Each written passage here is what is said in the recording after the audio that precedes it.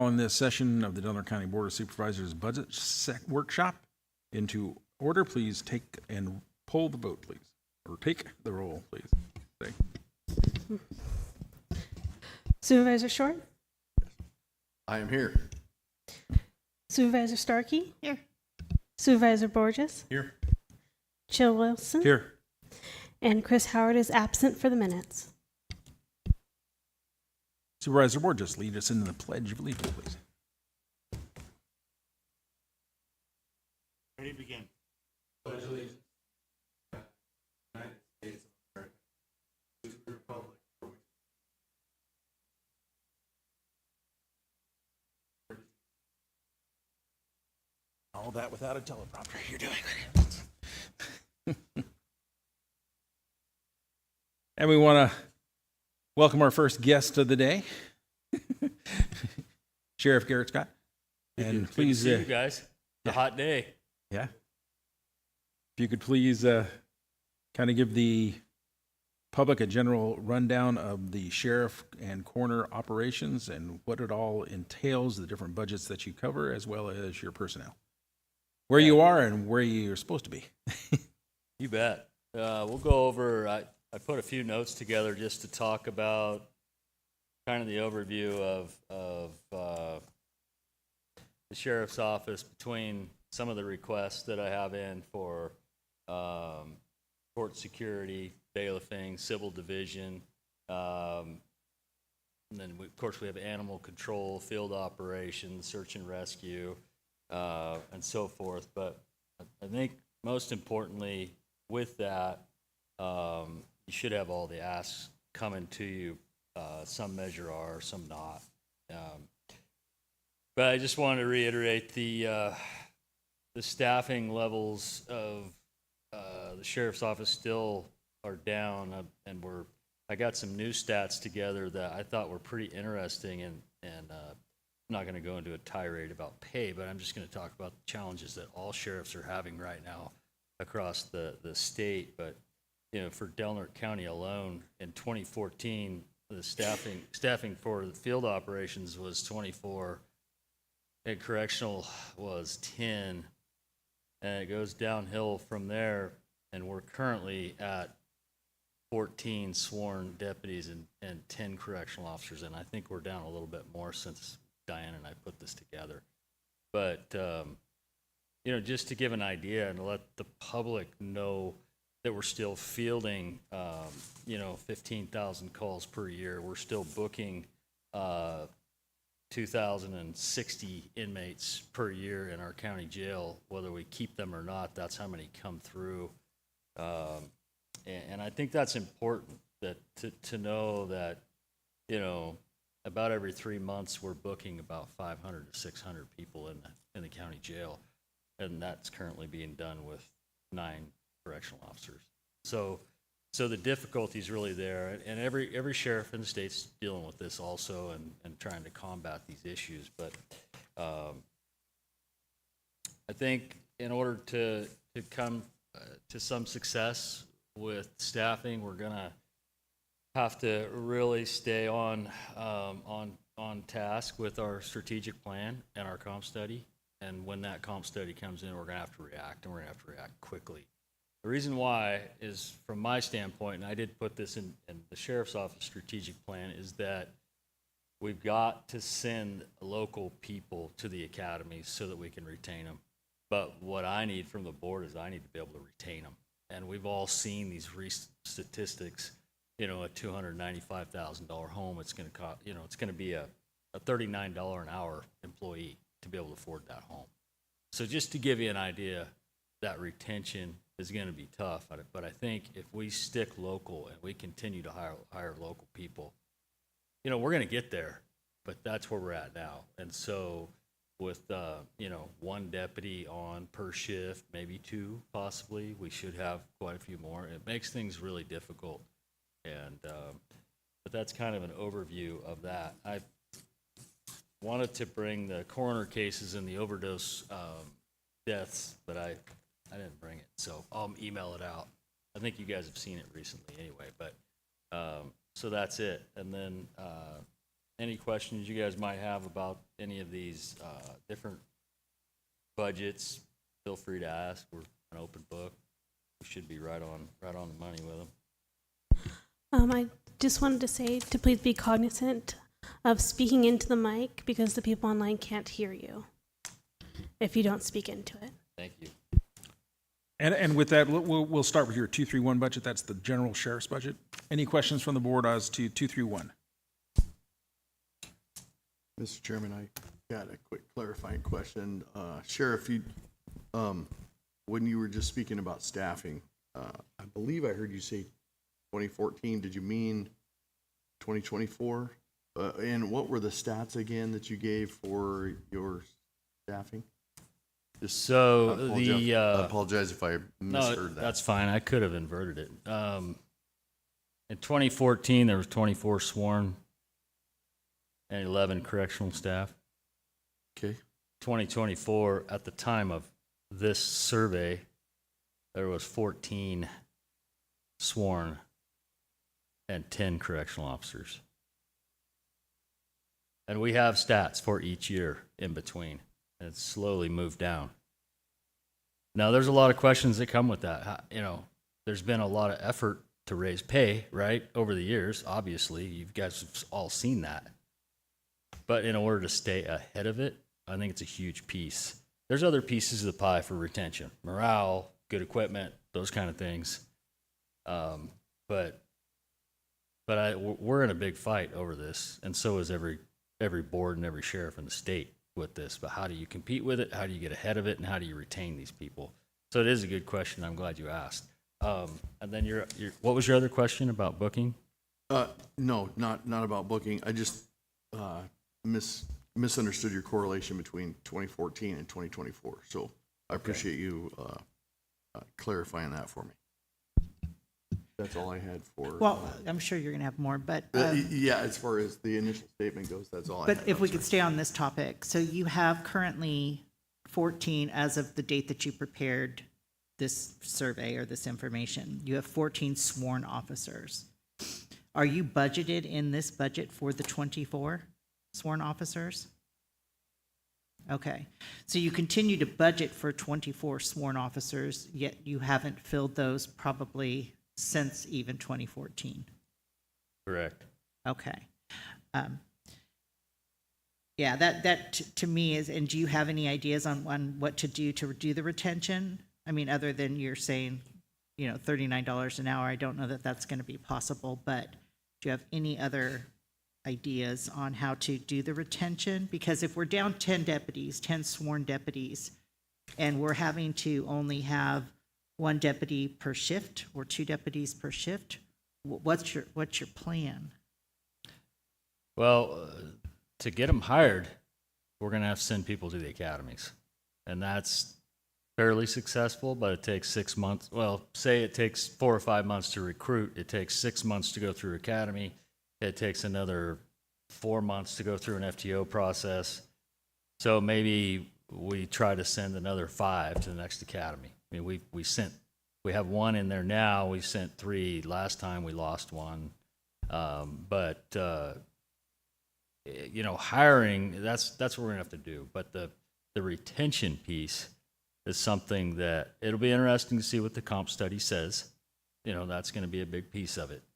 But the retention part of it is gonna be, how can these folks afford to buy a home and raise a family? I mean, someone that's been, in my opinion, someone that's been in an agency or a sheriff's office for 5 or 6 years, they want to start a family. They want to buy a home, right?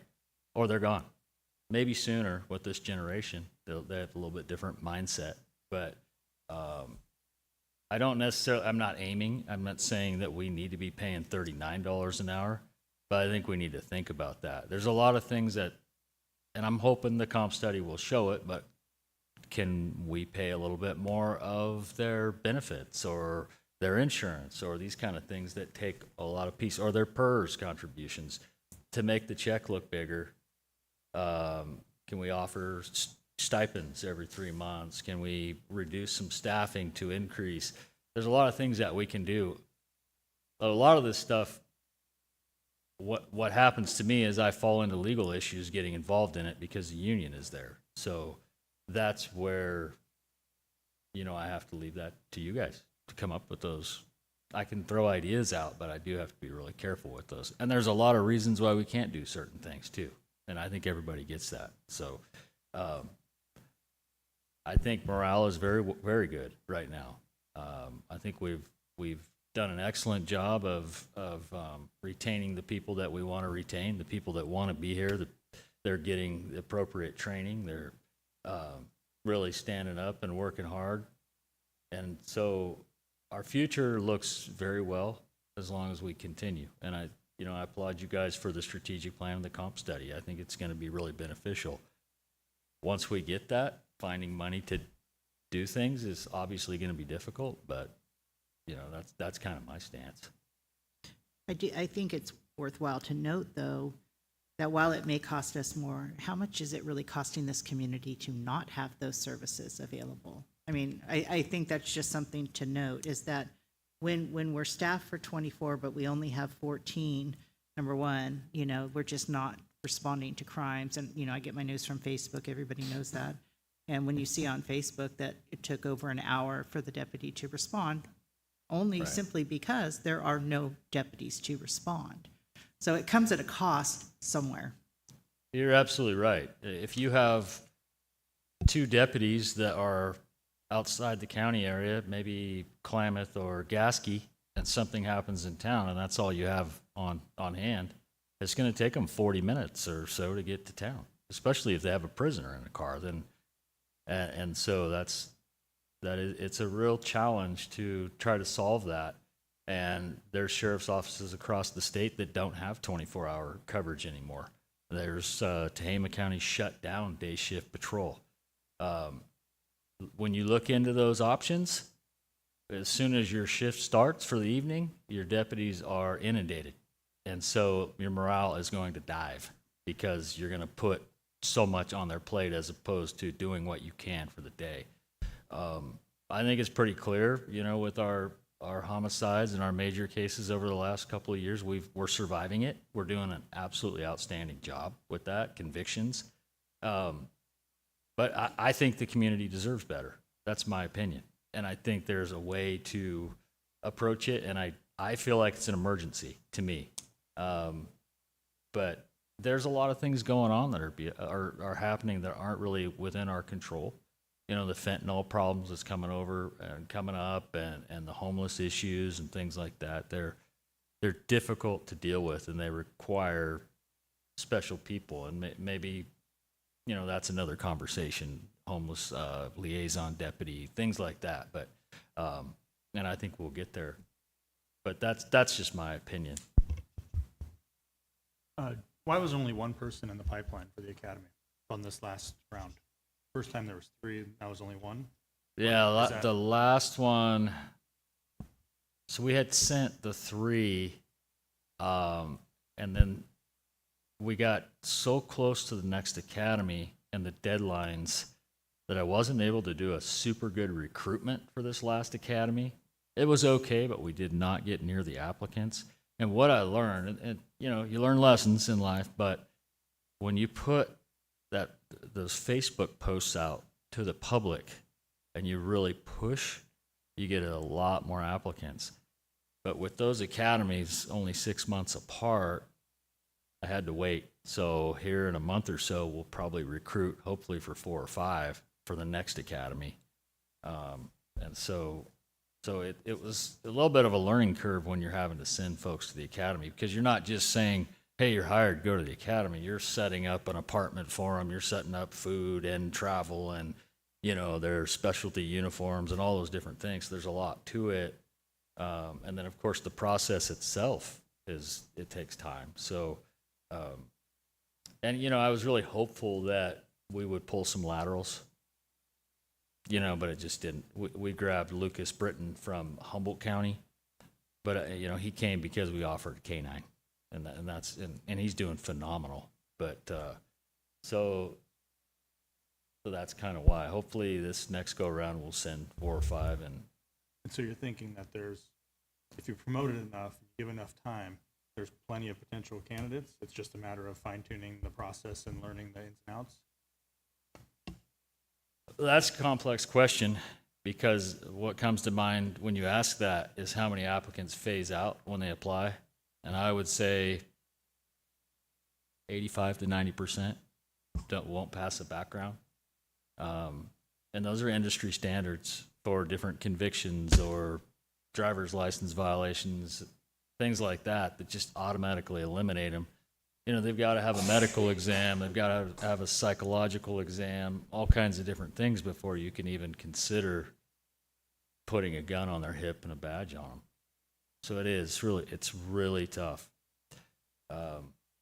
My goal is to hire straight out of our jail, but the folks, there's a few folks left from our jail that might be interested in going to the academy in the future, but the majority of them are people that have been around for a few years and they want to stay in the jail. So if we can continue to hire local people in our jail also and retain them, then you know it's all kind of a funnel, and we're getting there, but we're not there yet.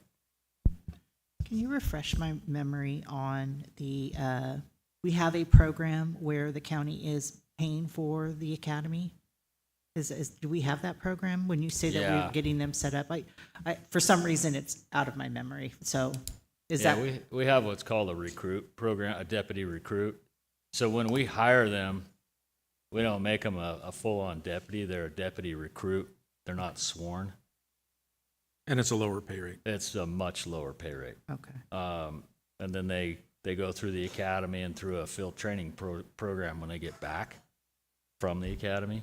And when they graduate that FTO program is when they start the program, they're deputies. But once they graduate it, then they're on the road by themselves and so Okay. forth. And your goal is to get more local people into that deputy recruit process because you feel local people will have already had some roots here established. Yeah, we're unique. We're kind of in an area that it's difficult to attract people here, especially a younger generation.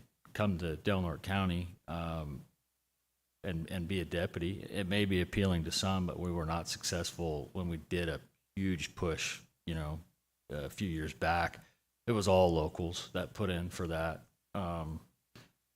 And they're the ones that are going to stay, the local people with families or children here, those kind of things. And that's what we want. We want deputies that know folks and understand the dynamics of each different district or those kind of things. I mean, that when you do that, then one or two deputies responding to a call, somebody's going to know them or grew up with them and trust them. And that's the important part, is that building that trust so that people feel safe in the county.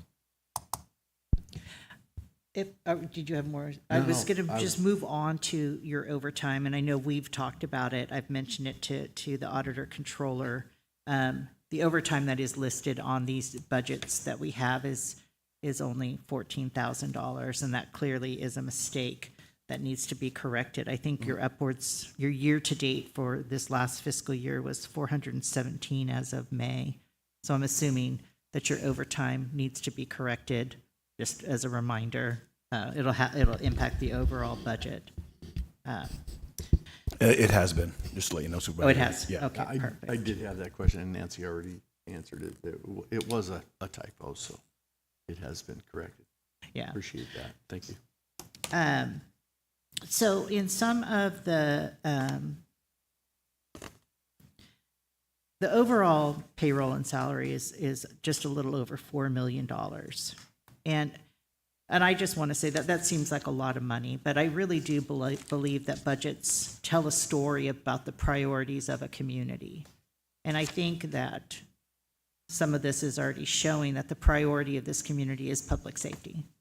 So while that seems like a tremendous amount, our safety and the sheriff's department being healthy and fully staffed is very important. So I just wanted to say that with regard to the payroll and the salaries and the benefits, because the benefits obviously are going to be more for a sworn safety officer than for non-sworn.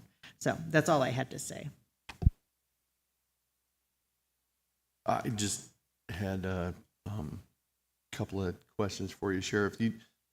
You mentioned that we lost one during academy. Did they just get washed out, or No, they didn't pass probation. they Yeah, didn't? they Okay. failed out. Yeah. And that's probably happens It happens. relatively decent. I shouldn't say decent. Relatively often. Oh yeah, Um, that's a common thing. When you're hiring young people, they don't have a lot of experience. Sometimes they get into these careers and they realize halfway through an academy it's not for them.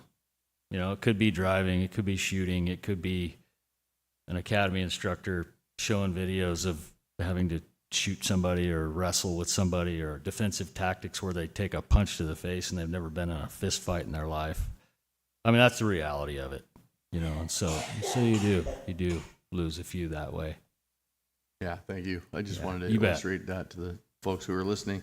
Also, you mentioned having one deputy on, and you mentioned real quickly, if you have to respond to another call and you have a prisoner in the back, I think that's something that is worth mentioning. That I wanted to illustrate that our deputies are probably responding to a pretty serious call on one end of the county and get another very serious call on the other end. So they hurry up, have the person in cuffs. I'm just going to put you in the car. We'll book you in. We'll sort this out later because we have an emergency, a real, true emergency on the other end of the county. So here you are transporting a detainee to this next call. And that is totally not ideal. Completely not ideal by the furthest stretch of the imagination. I just wanted to bring that out, really out in the open, because it probably happens a lot more than people realize, because we are so short-staffed. So I just wanted to make that comment, but also wanted to ask you a question.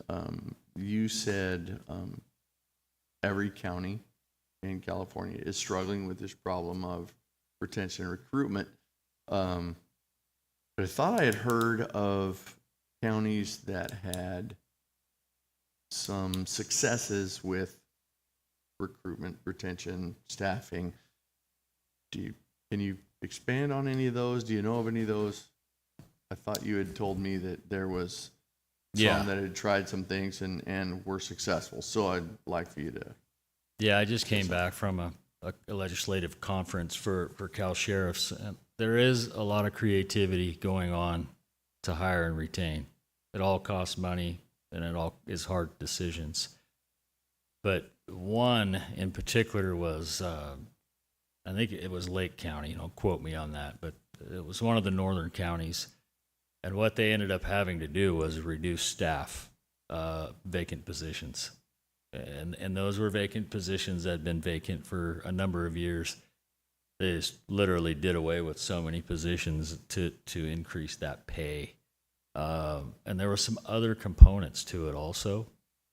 I know I'll bounce back and forth a little bit, but like Vallejo Police Department, they're supposed to have 132 sworn. They currently have 71. So some sheriffs and some police departments, there was one recently that did something similar. I think it was Sutter Police Department, one of those. They did the same thing. They had to reduce some staff and increase pay because they were similar.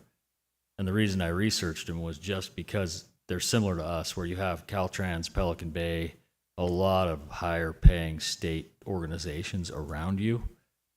And they were able to attract more. They also had a lot of smaller police departments around them too. And they were all in competition. So once that little police department that was down to 3 or 4 police officers made that change, they were able to attract, whether that was send some more people to the academy or whatnot, a few laterals. But those are a few success stories. The biggest part is, you might have a sheriff like the Mendocino County Sheriff that just absolutely says, we better do something. Things are terrible. Merced County Sheriff Vern Wernke, went to his board and just said, I'm issuing tons and tons of CCW permits and people are scared and things are bad. It's not anyone's fault. Like these sheriffs aren't throwing this at the bottom of the Board of Supervisors' feet to say you caused this. They're saying we need help and we've all got to figure it out. So we're dealing with a huge issue and there are some success stories. You're absolutely right. And I think those are things that we really do have to look at. But there's consequences to all those options. Yeah, so you pretty much anchor that on pay rate and being able to support yourself and your family as a deputy. That's basically what they're basing their successes on. Yeah, it's all about pay, especially with the new generation. It's that paycheck. It's that dollar amount. It really is. Sure. It's not like the first paycheck we all probably got that was $600 or something. Now it's about money. And we did it. We taught all our kids go where the money's at, right? So I don't blame them, but that's their mentality. Yeah, I can't say I didn't do it myself. Yeah. I can tell you with working with police officers on the street, I would much rather have one experienced officer making good decisions than having multiple, I guess, rookies, if you want to call them that, Right. making decisions that aren't exactly experienced. I know me personally, I started a career here, and then it came to be where my wife and I couldn't support our family on my paycheck, so we had to make a decision, and it wasn't that I wanted to continue with my chosen career, but I went to the prison where the money was at. So Right. did a career there, and can't say we didn't do well. So I'm thankful for that opportunity, but at the same time, I certainly relate to the situation where you have to make a decision. Are we going to make a living here, or are we going to have to go somewhere else? So, I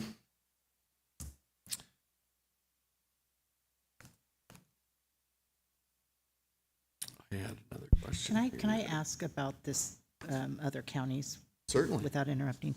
Have we crunched those numbers here to see how that would work? Have you proposed, because I don't know how many you could, delete, but have you crunched the numbers to see if that pencils out for Del Norte County? Yeah, we have. We've penciled those numbers out in variations, and Nancy, of course, can speak to that even more if you want. But we've penciled those numbers out. We've penciled out some stipend options or retention pay options. They're all just options. And whether you want to deal with the consequences of unfunded liabilities and those kind of things, it makes it difficult. But when you look at staffing charts and you look at the difficulty we're going through, how do you address the issue? And I really hope that with the comp study, number one, that will outline some of that as well. I don't know if they would make a recommendation like that, but I think there's some difficult decisions there to make, and it's time. We're going to have to do something, because the amount of money that you put into one deputy over the years, sending them to training and their time and their certificates and their bonuses, and it's really sad to see one go that you put all that time and effort into, and it's built a good reputation in the county that the people trust and know they can go to them for help. And to see them go after 4 or 5 years because they can go to, Mendocino County or Yuba and make $42 walking in the door. Don't get me wrong. I know we can't pay that, but that's what we're up against. $42 walking in the door at Yuba, Lake County, 30, I think it was 38 walking in the door. So, yeah, it's a tough one. Yeah, I'd love to see the numbers crunched, but So if you guys could send that our way, I would appreciate seeing those numbers. Sure. Sheriff, I didn't talk to you about this earlier, forewarn you on this.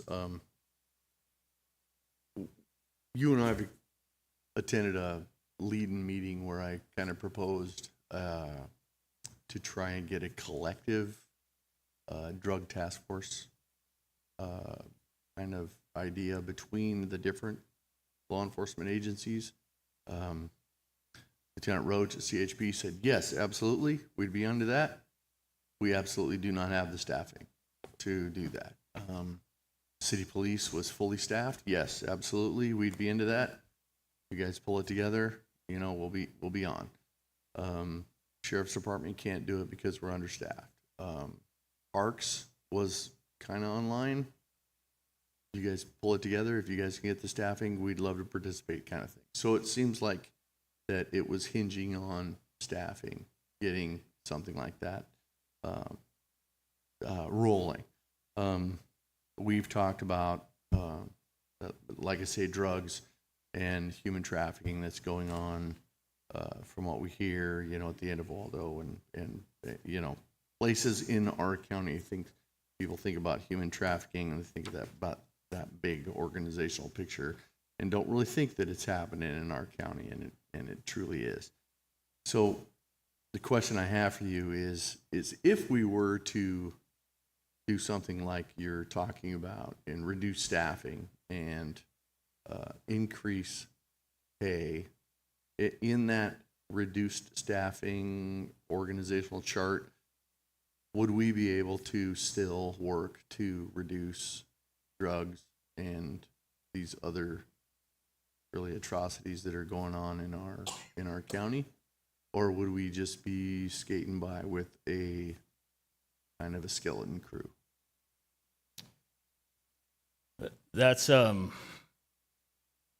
I think that our canines currently, I'd like to get another canine. There is funding for that, but finding a deputy to fill those shoes is difficult. So if I could find someone that wants to do canine, whether it's a lateral or not, I'll be here at the podium asking for those funds to be released. But I just haven't found anybody for that yet. So, and as you guys know, with our Facebook posts and so forth, that's the only drug enforcement really that's going on is our canines. And we have one, and he's absolutely phenomenal. But I'd like to get another. Now, as far as a drug unit, there are some resources to fund those positions and different ways to do that. I do have 2 employees that have worked the narcotics division prior, so we do have people with quite a bit of experience in that area. And so it is the PD. Well, you were in one of the meetings where they just don't have the bandwidth or the people to do that. CHP, CCPD, Parks. But I think, and I really feel that if we are the lead on that, and if we are able to find 1 or 2 people, and one of them, say a supervisor and a deputy, and they start showing the production of what we're getting, and we start working on asset forfeiture, which, you know, we've gotten a little bit, but there is a lot out there, then I think that those organizations would be more eager to join up and be a part of that. But we just got to get to that point. Now, the reduction in staffing would cause a little bit of a hindrance for that, but I don't see it as a huge major challenge. I think depending on what kind of reduction you did, that it could be difficult, but I do think would still be somewhat doable. Thank you, Sheriff. Appreciate that. You all done? With just that. Okay. Well, I mean, the do only have questions some I've got- line by line questions, but that's Well, probably small potatoes. that's what we're doing. My question is on your equipment lines. You've had some, especially vehicles in the past, but you don't have any for this year. Is there no rolling stock needed this year? So there's no vehicles this year because of the amount of time that it took us to get the vehicles. So even the vehicles that I ordered last February, I'm hopeful to get them by the end of September. And so it's just a matter of them taking Availability and okay.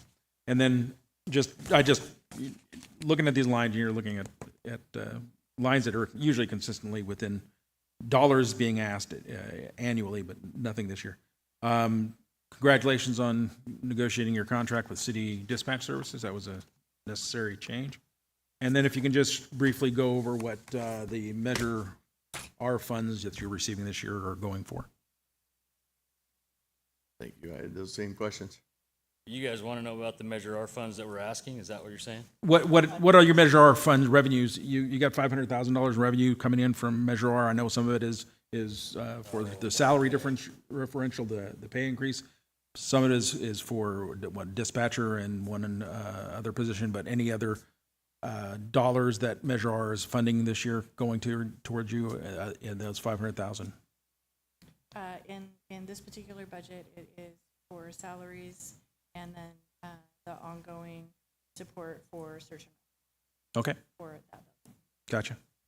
So is that those line items? Oh, there's 20225, which is office supplies, and then 20302, which is utilities. Is that what you're saying, Nancy? Is that is supporting search and rescue? Yes, thank you. Appreciate that. Let's move on to your 242 then. Any questions about the jail budget? My questions are going to be just kind of broad, nothing very specific. But, you know, you have inspections every year by the BSCC or biannually, I'm not sure how often. And those have been somewhat concerning from years past. What I'm curious to know is within the jail, what do you need in this budget in order to be able to pass those inspections, pass those things with flying colors? And I know that's broad and it's a lot. You can pick just a few things, but I'm just really curious what it is that we can do as the board, you know, to be able to set you up for success in those inspections. Yeah, I think that's easy for me to answer because the first part would be the staffing component. That is, I mean, you're never gonna make all of your safety checks absolute by the minute, because if it's 5 minutes over, you failed that safety check. That's how that works. So if your two officers are serving chow and it takes them 4 minutes to make it down the hallway to get one safety check done, then you failed for that. And so our safety checks, this last round, we were 100% on safety checks with the exception of our safety cell. And the checks were done. We do have proof of it, but they weren't writing everyone down correctly. So that's why that was in that report. But the improvement is dramatic. It's really good. But staffing is a really big deal, and space is another really big deal because you have your WellPath component, you have your EASE program component, mental health, and a lot of these services now that we're mandated to have. And now we have CalAIM coming in, and that's an entire presentation to understand all of that. But so the space to put people, now I have space issues in the admin because I'm having to, you know, they're funneling out into admin, so I have nowhere to put people, and that need is great. A lot of the BSCC inspection things that we got dinged for last time have to do with like your compliance, your places where people can hang themselves or things like that. That because we're old and outdated, and we are so old and outdated that when BSCC walks in, they just pick up a notebook and start writing because they're used to walking into beautiful jails that are you know, perfect and $80 million or something. So we get dinged for a lot of that. But I think some of those things, and it, you know, like your grand jury report, how come these maintenance tickets aren't getting handled? Well, there's a reason for it, and a lot of it is it costs money, number one. Number two, our building maintenance structure, in my opinion, I think that we should probably consider to moving 2 full-time maintenance people to the jail that are under the sheriff's authority to operate those, because you have, a lot of safety things going on, like broken glass or stuff like that, and when it's not fixed by the second year, those are kind of things that, when they're on paper year after year, and we get sued, and then we end up with a consent decree or something like that, it's gonna cost us a fortune. So, that's what I would like to see ultimately when we can approach that, is maybe that, a couple of maintenance people that are actually, I have cooks, I have correctional officers, I have correctional techs, mental health people. Maybe we look at that maintenance component. Most jails, the sheriff has their own maintenance people. That's how it is. Not that this county's doing it wrong, it just seems to be a little bit better fit. Would the better fit be that then you're kind of directing what needs to get done? Is that why the better fit is because you have more of a, hey, these are priorities, this is me making the call that these things are priorities? Is that what make it better? I don't. Well, you have people, maintenance workers, that you send to training that's only for jails. So they understand, hey, we've got to put a flush stopper on a toilet so these people can't continue to flush things down the toilet and clog the drains, or certain things have to be cleaned daily, or if there's a broken window in a hallway, an inmate could grab that glass, or a broken handle where an inmate could actually pull the door open and attack someone. Those maintenance people are trained on that. And when you have every year or two a different maintenance worker coming in or things like that, they don't know all that. Our folks do fine, but I think that it would probably be a little bit better structure to have that component under the sheriff. But with that comes, then how does the sheriff direct that to get done when I don't have the budget for it? So, Alan budgets for all that stuff. So it's a good conversation to have. But staffing's a big one, and finding the money for remodeling and continue to work on those things, that's a big deal. It's a really big deal. And then pushing for more funds to come our way so we can keep remodeling. But hopefully that answers your question. No, it did. And I want to just get back to the space a little bit, only because I know there's going to be new programming being mandated, as you noted, in March of 2026. And you have to be prepared for that by September of 2025. You have to have that plan in place.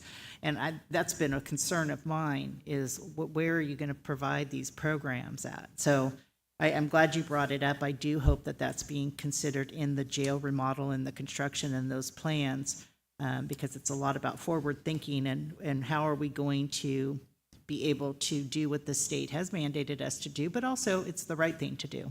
It's about, we don't want these people to be revolving doors coming into the facility. That really serves no purpose. I would love to see them at least get a helping hand up on their way out the door, so that we don't see them again. Yeah, your jails now are, your Title 15, your 24, everything has changed. Jails are more of a design for rehabilitation. The idea is that from the state level and folks, they want to see the inmates go into jail, and when they come out, they want to see them cleaned up and ready to rock and roll and have all kinds of services. The difficulty in that is the amount of staff it takes to do it, the state forcing a lot of it on us, and whether we even can do it. I mean, the reality is a lot of times there's no way. You can't do it. So, but some of them that are really important is, the Cal-AIM program. Some of it has to be done because otherwise we're not going to get any funding. So some of those we do have to do, but space is the biggest issue because we do have, WellPath, which is our medical, and then we have an EASE program, which we're mandated to do mental health And then now we're going to be mandated to have quite a few more staff. Where are you going to put them? That jail is not Where are you gonna get designed 'em? for this. Right. So whether we contract with WellPath to do them, because I'm not going to find them in Delaware County. It's not going to happen. So there's a lot of difficulty with it. And looking at that, is that outside, out-of-county medical expense, that 1.4, is that the CalAIM?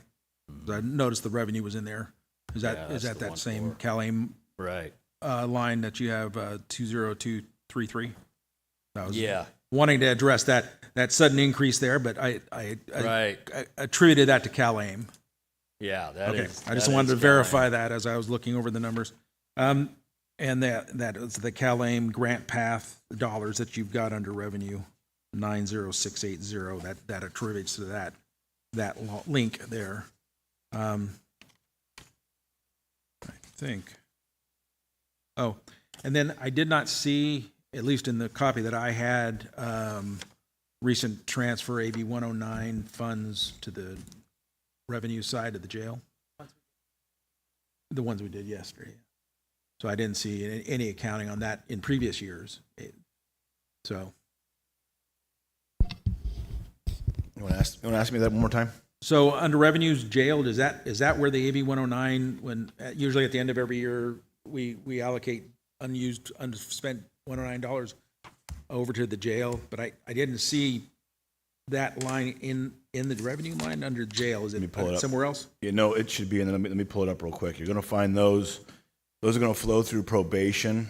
So you're going to see those coming into a 7 series line. Okay. So the first okay, one so is- it's under probation line. not- Well, it comes from probation to the jail because all of our AB 109 flows through probation. right. So 709-00742 is flash incarceration, AB 109. Budget's Okay. 15,000 year to date. They received for last fiscal year, it's gonna be 7,600. The other large one you've mentioned is 709-02-742, AB 109 inmate cost reimbursement, and we received as of June 30 now 1.2 million, which is probably quite a bit different than what you're seeing in front of you. Those were those transfers I mentioned. Right. That were coming in, months behind schedule. So Okay. On the sheet, we're showing $772,000. Yeah. yeah, so So there's another $500,000. We had another $500,000 we transferred between printing of those documents and these meetings. That's kind of what I was referring to when we had some departments we're working with to get those transfers in on a more timely. So my only main manner. concern in jail is, of course, the maintenance and the lack of attention that should be done immediately to those issues that are officer safety issues. They've existed for way far too long. They've gone undealt with, and they should be a priority. They should not be allowed to exist, period. There should be no exemptions. There should be no obfuscating this. They should just be done, because every day that they exist in that poor condition is a day that our staff is under risk, and that should not be allowed. Should not be tolerated. Shouldn't be tolerated by you, but it shouldn't be tolerated by the board. The fact that it existed at all for any length of time is without any sense, because again, these are officer safety issues and To be poor able condition to- that we have. That any of the one of my biggest frustrations is we got the $3 million to do renovations, but it's on the old side of the jail, which was exempt from BCCS. We didn't need to meet any standards over there. And we lost space because we stopped using them because what? We didn't have keys. We lost the keys. Where the hell did those go? I mean, it makes no sense that we have no bed utilization on some side that was exempt from having to meet any of these things. And now we're going to spend $3.5 million to renovate that side, when those aren't really the key issues that are of my concern. My concern are the officer safety issues. The lack of cameras in some cases, but it's also the broken windows and the hasp on booking doors, and the fact that we don't have a coded up holding cell for drunks. I mean, and the fact that, we become a de facto mental health facility, and the condition that those individuals are maintained, and the fact that they are, because of their behavior problem, they destroy the facility. but you're also having inmates exposed to their behavior. You know, how would you like to be living next to a psychotic day in and day out, and the screeching and the hollering and the bizarre behavior that gets, you know, this 24/7? It doesn't lead to a safe environment for the inmates. And that is one of our priorities. And the fact that we don't have programming, I could care less, because the reality is when AB 109 shifted and the dollars were rolling out, we couldn't meet those requirements. They know we can't meet those requirements. And yet we were forced to accept the fact that we had to hold inmates for 3 years, and sometimes longer if it's multiple minor violations. We couldn't barely program up what we had, let alone meet the needs of long-term incarceration programming. We've never had that ability, never. And we're not designed for it. Very few of the older facilities were ever designed for that. The fact that we need, yes, drastic remodeling. I asked for those AB 109 dollars for remodeling, and we didn't have the ability and the county to even pay the match for the amount of remodeling that was going to be needed. And we had designs and everything else ready to go, but we could never meet the match. And so we never qualified for any of the phase $1, $2, or $3 that came out to a lot of the facilities. And we weren't alone. More money went back to the state because counties could not construct at the amount of the grants. And so most of those dollars ended up going back to the state unused because counties could not get contractors, contracts, and get it done for the dollars that they were rolling out. So state mandates, they're great, but you know, the fact that they don't share the reality of what we have to exist under and live under. And you know, I'm glad we're seeing some programming returning, because I think it's absolutely necessary for the inmates to have something to cause distraction, whether it's Bible study or whether it's education or whether it's just, you know, drug and alcohol training, whatever. Those kinds of things are necessary, and the fact that a lot of them went away under COVID and are just struggling to come back, you know, that is the thing. Let's look under your coroner's budget. Is there anything that we have 8 more minutes, anything that we have to address under the coroner's budget? I know we're running close on time, Chair, but I was just wanting to ask the sheriff a question about the maintenance guys. You know, trying to step into your shoes, even though my feet are 14s, I don't think I could ever fill yours. Looking at wanting maintenance guys that were under my control, could totally understand, because your priorities are what they are. Trying to put myself in the shoes of our building maintenance guy, losing a couple of guys would seem to be a concern to me. Is there a place where you think we could get where we could place 2 guys underneath your control, but at the same time, if Alan had needed a couple extra guys for a bigger project or something in the future, do you think we could find a happy medium there? I think we should move toward the direction that you're talking about, is that, you know, having those maintenance guys under your control, but could you let them go for a big project? Or do you think there's way too much going on in the jail to where you would need to have them full-time forever? Well, Alan already has, I mean, he religiously keeps one there every day, because that one person is busy all day long, every day, fixing something, or, you know, that they're busy. Just keeping it clean. Shadow Nunes is there now, and then he has a partner that's helping him. But I think, you know, it'd be a good discussion to have with Alan too, to figure out, you know, what his thoughts are on that. But I think we're probably talking, he's probably going to need at least that second person. That he may use that second person that helps Shadow out, you know, occasionally other places. But from what I've seen recently, now when I first came in, you know, there was one person there, and that was about all I saw. And then that person left, and now we're at 2. Alan may come in and say, heck, that was just because we didn't have any staff, you know, and normally he would always have 2 there. But a lot of that stuff, under the sheriff's control, the ability to order some of those things and make sure that they're pushed quickly, I think is important. You know, so I do. I agree that Alan should be part of that conversation. You know, and I've expressed before the same with human resources. That's something that I would look at in the future, is to have someone either assigned that works for me at HR that can go to trainings to understand Peace Officer Bill of Rights and the different needs. Because your 4850 laws, everything's different for law enforcement. And it makes it really difficult. And it's difficult on HR. I mean, it's tough for them. So whether they work for HR or not, I don't know, something we need to work out. But there's some of those components. But back to the jail, I think, I believe the grand jury report's asking for an investigation into what is going on with building maintenance.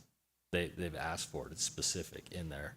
And my response was that I don't control building maintenance, so that would fall on Board of Supervisors and whether they have correct funding and so on and so forth. However you want to handle that, that's up to you. But, you know, it is something that we should look at, you know, when it takes so long to fix glass and different things that are officer safety issues.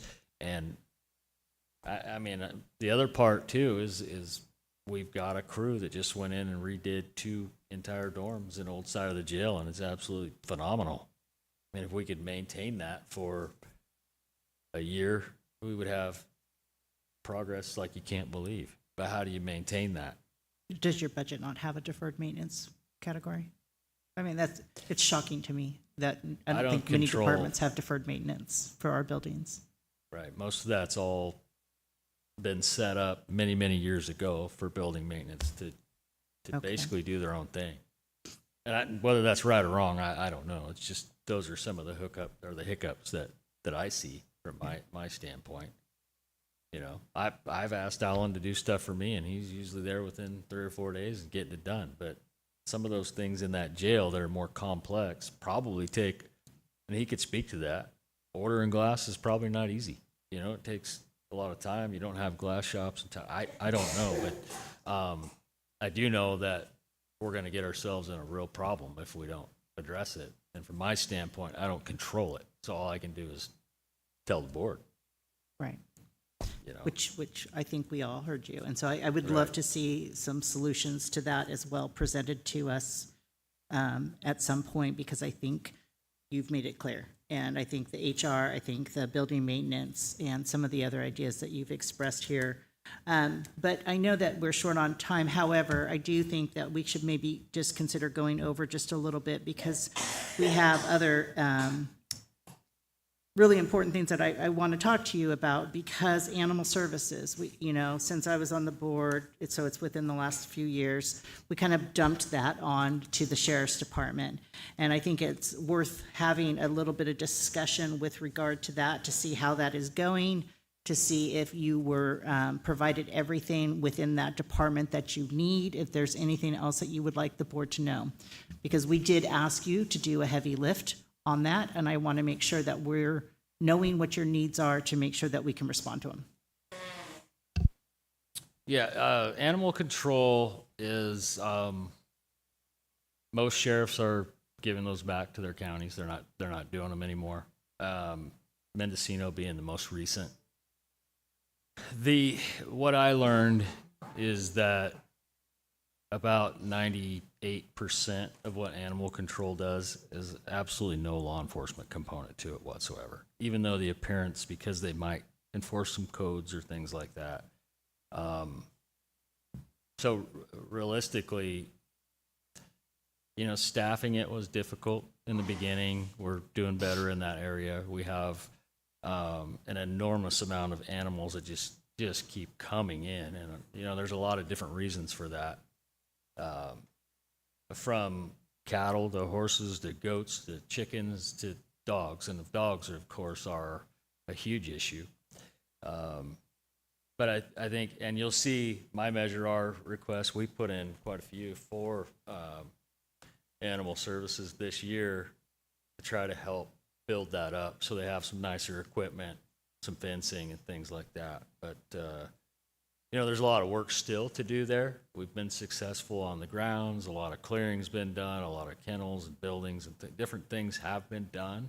But we still have an old single wide trailer that's out there, and how do we deal with that? You know, that's something that might have asbestos in it, and that's a lot of staff time for someone to deal with. You know, to get rid of that. The expansion of that building, the kennel building, I think is important. And then, of course, we put in for fencing. It's really, really hard right now to get fencing quotes. So last year we had, 3 quotes for fencing. And Neil made a really good suggestion. If we're going to fence it, we probably should fence the entire thing.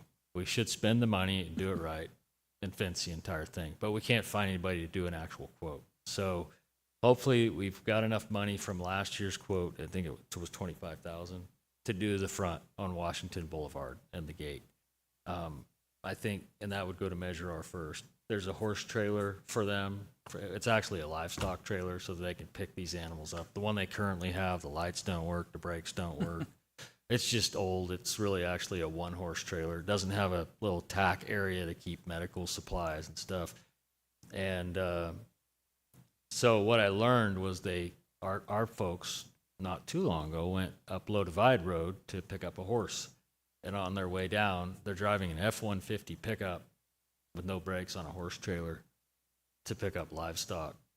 And it's dangerous, and it should not be happening. And that's happening within our county. So there's a truck and a horse trailer in that Measure R request. And then the fencing, I'm forgetting something. Is that all? Oh, and then the interior of, when you walk into the Office of Animal Control, it's not set up very well. It's a really old building. So we put some money aside to do some remodeling inside. I think was it 15,000? Oh, it was 30,000. So those are things that we need to keep working on. We do have some internet issues and things like that. And at some point, you know, if my staffing continues the way it is, then I don't really have a way to continue to manage animal control. I don't have any people to manage it. So most of that's coming through me. And you have a supervisor there right now that can be a manager pretty easy. And it would not be all that costly to make that. Whether you want to put it under a different department head or make that person a department head, that's something to discuss. That's a board choice, but that could be something to talk about. When you come up with some of these ideas, is there a way for you to communicate with all of us about saying, hey, if ideal world, right, I would like animal control to go under either a new department or, you know, however you want. Is there a way for you to communicate that directly with us so that we can be considering of this? Or how does that work is what I might ask. Does the budget team hear all these things and then you bring them to us? Or how does that work, Neil? Typically, yes, through the budget process, any kind of operational discussions, any needs, they'll bring them forward. And like the sheriff has stated, you know, he mentioned 3 or 4 from just now. And so all of these things are kind of progressing. So the trailer and the fence was actually approved in last year's budget. Just haven't had time to get to yet on their side from a department standpoint. So that's going to be a rollover of Measure R funds. The truck and the truck and the kennels and the office remodel are new requests. They're going to try to go to the committee before the final budget. But yes, these conversations definitely would usually come through the budget team to the board in the budget report.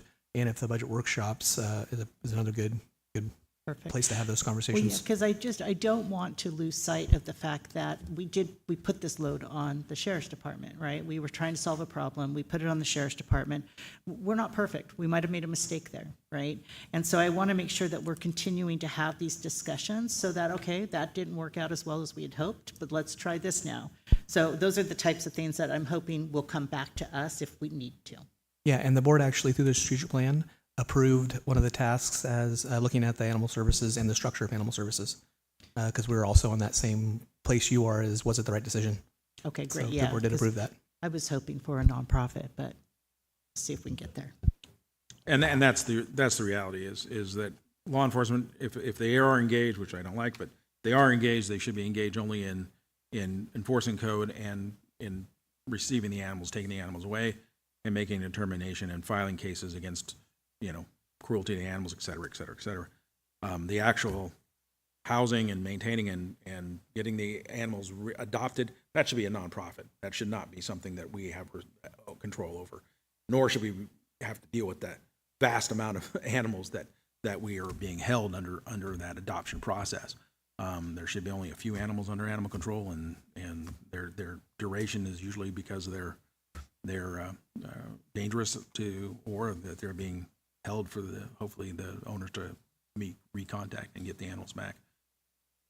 Any other questions for the sheriff before we go to public comment? Mr. Chairman, I know we're running overtime. I see we have Dan here waiting for. Well, we got our 2 o'clock. the district attorney waiting. So. And yes, I appreciate that. But we have, I believe, quite a bit more to talk about with regard to staffing for the sheriff, and also maybe that maintenance personnel discussion as well. So Perhaps those discussions should be done at a different time. Since I we're was on the clock. going to make a motion that we leave it up to staff to schedule another time to meet with the sheriff to discuss those items. This should, I think this is something that we can direct staff to do, and bring it back to the board at a later time. That's what I was making the motion for, yes. I will second that motion. Can we have that if it's not agendized?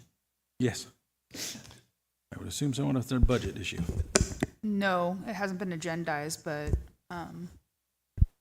We can direct staff to bring this back at another time. Because I would like to continue this discussion. I mean, you're a huge part of this community, of this budget. And so I do think that these ongoing discussions in this forum is great, because if not, we're all just kind of getting pieces of the puzzle. And I think the public needs to know. I think that we all 5 need to be sitting up here having great discussions, and we appreciate your time to do that. So that would be my. So Jackie, Chair- I'm confused. So our agenda item is to talk with the sheriff about budgets to make a motion to continue this at a different time is not appropriate?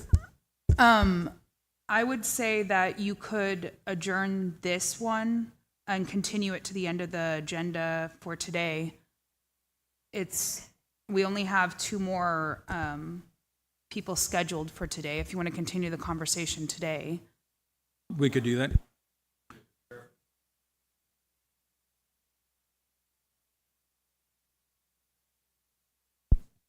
Thanks, Dan. Just kidding. Yeah. No, I So appreciate it. Dan McCorkle just yielded his time for Yeah, those but at home unfortunately, that has not. okay. You're going to yield 30 minutes of your time, you think? Okay. Then go forward with whatever. But let's try to speed this up so the public can get a Chair. comment in here. Chair, if you don't mind. Just so the board's aware, these conversations have been taking place over this past year I know. about human resources, about risk management, about maintenance at the jail. They've just begun at our level, at the department level, and we've had those discussions. And so there's other things going on too. He's mentioned a lot today: stipends, wages, the jail condition. So there are tons of things that are being discussed, and how we afford to do all of those things and how we implement all of those things. What the priority is a risk manager, HR person a priority over stipends for your safety officers, or do we eliminate something else in the general fund in order to do both?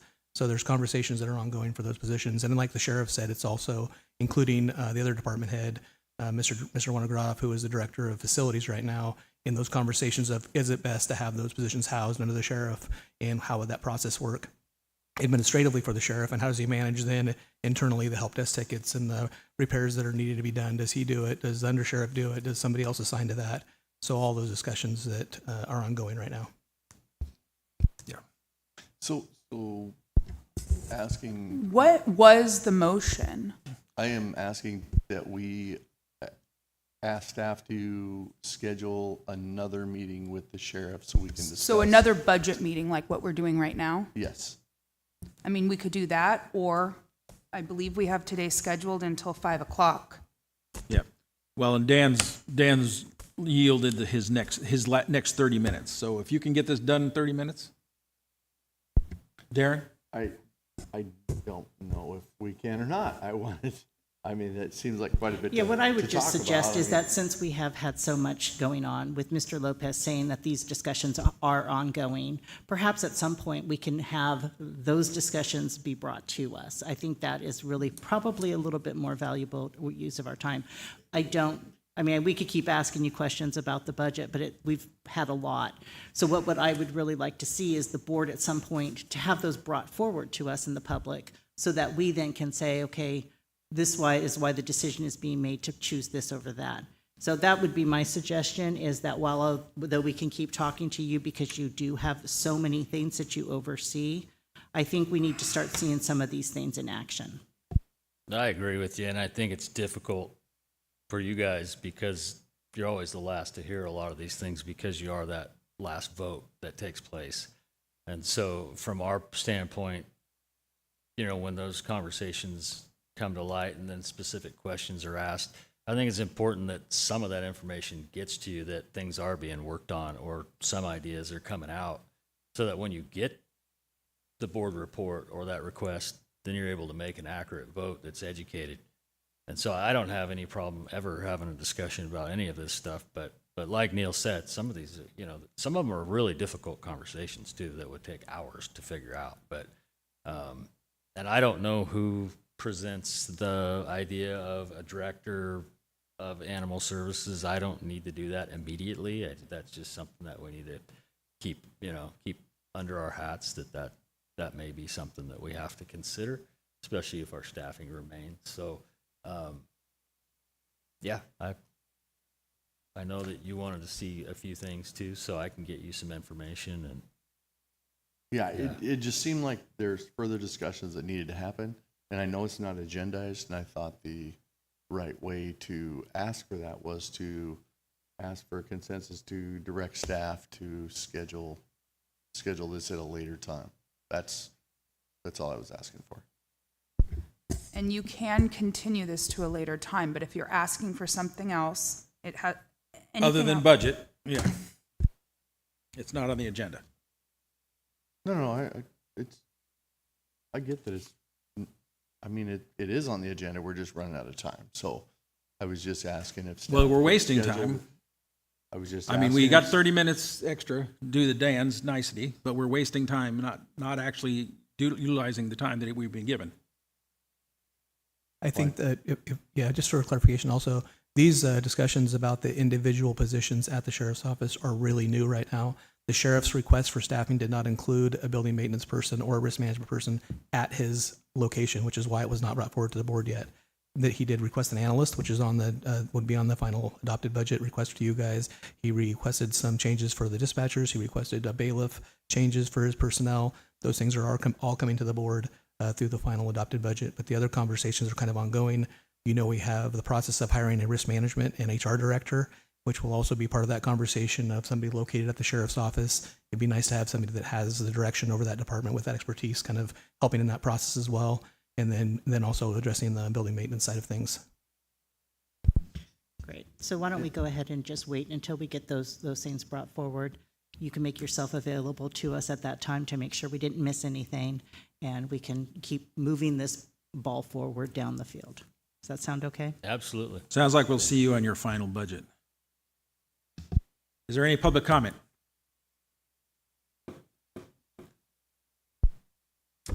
DJ Estland, I just have a couple of small things. I'll make it quick. I noticed that on your sheriff's budget for payroll budget under part-time temporary, you actually budgeted about 40,000 less than what you've already used year to date.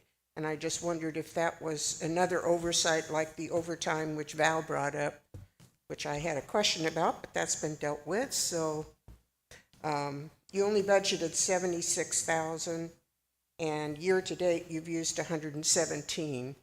So I just wondered why it was down about 40,000. It looked to me like it should be about 40,000 more. We utilized a lot of the part-time staff last year.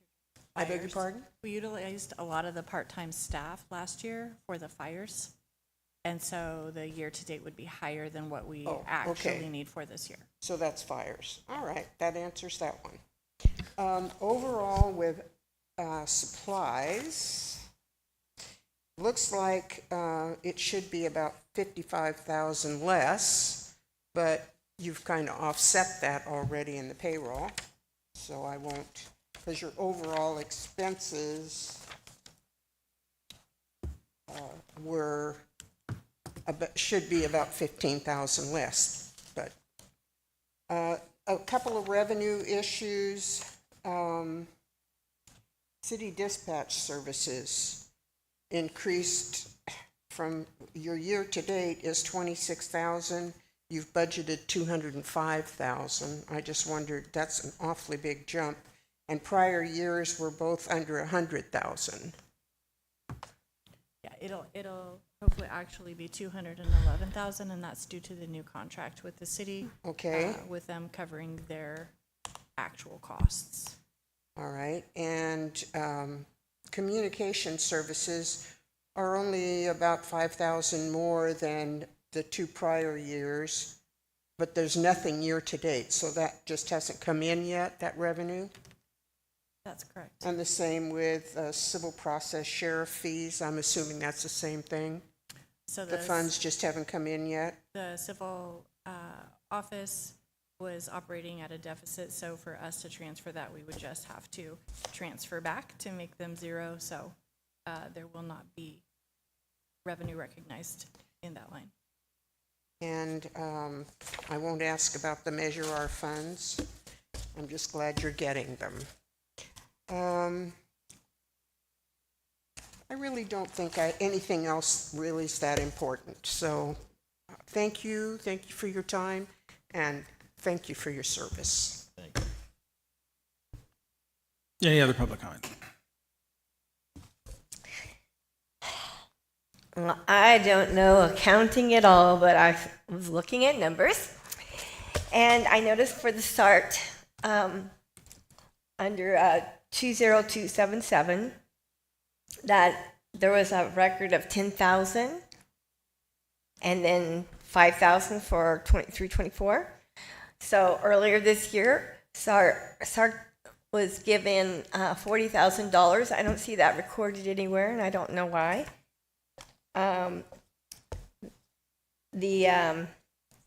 But for 70900, there was 40,000 placed in that fund for the AB 109. And I know that's a different thing, but I'm just trying to figure out where the $40,000 went. For the seized funds under 91130, in 22-23, there was $7,716, but was it this year or last year that you guys confiscated $365,000, and where did that money go? It's not recorded anywhere. And other than that, that's the only thing that I need explanations for.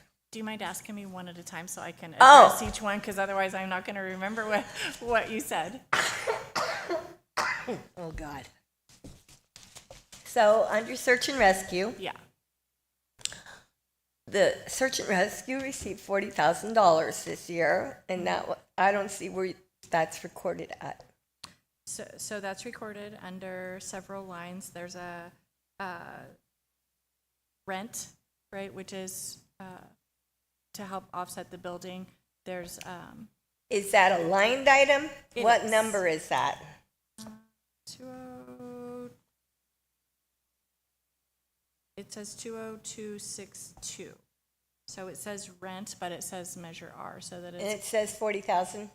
24,000. 24,000. So part of it's in rent, part of it's in structures, part of it's in office supplies. So if they need to build shelves for the building to store their equipment, Okay, so where's the other 16,000? utilities. Oh, so this is all under 20262.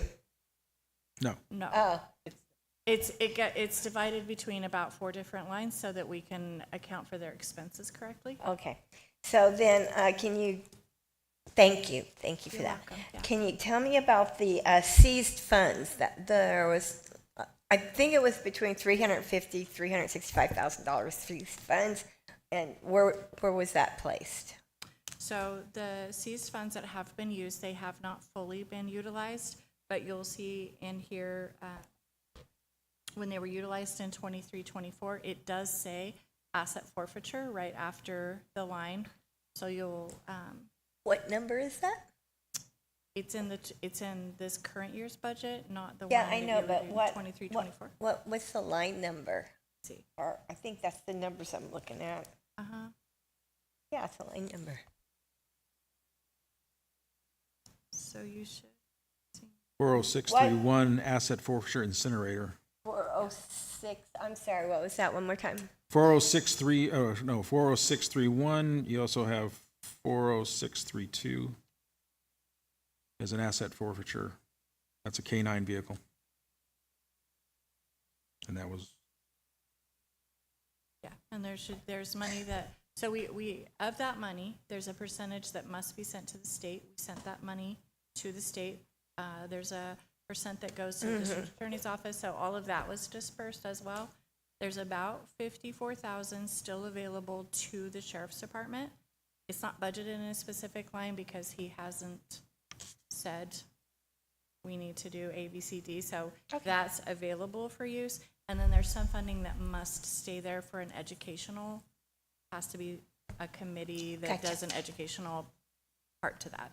Thank you. I really appreciate that. problem. As to you board members, I don't think it's unreasonable that this sheriff asked for $38 for his staff. That Measure R money is not restricted funds.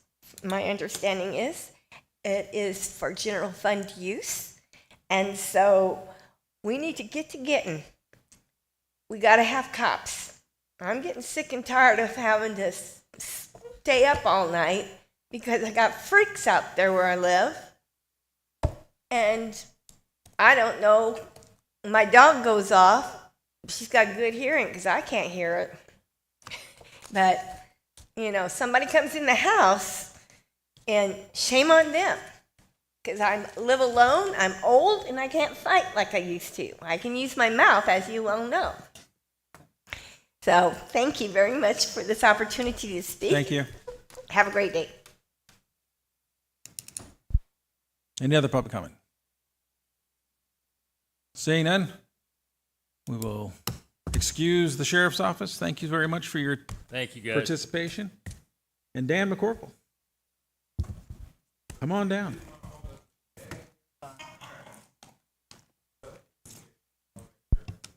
Just while we're making this transition, Jackie. She can file charges against you if she chooses. So.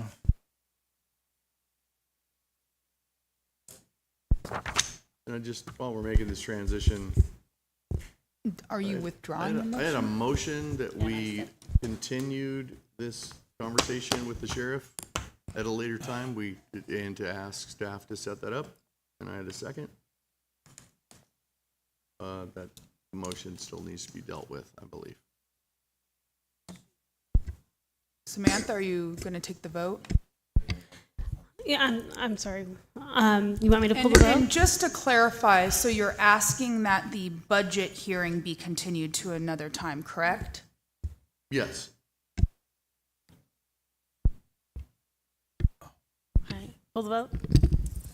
To discuss the budget hearing, not The sheriff. To discuss the sheriff's more of the budget, sheriff's budget. because we have. That is appropriate. That's what it's scheduled for, is the budget hearing, not to, if you're trying to make a motion to discuss staffing, that's not what was agendized today. But if it's a motion to continue talking about the sheriff coroner budget, then that's appropriate. That will work for me. And that will work for my second.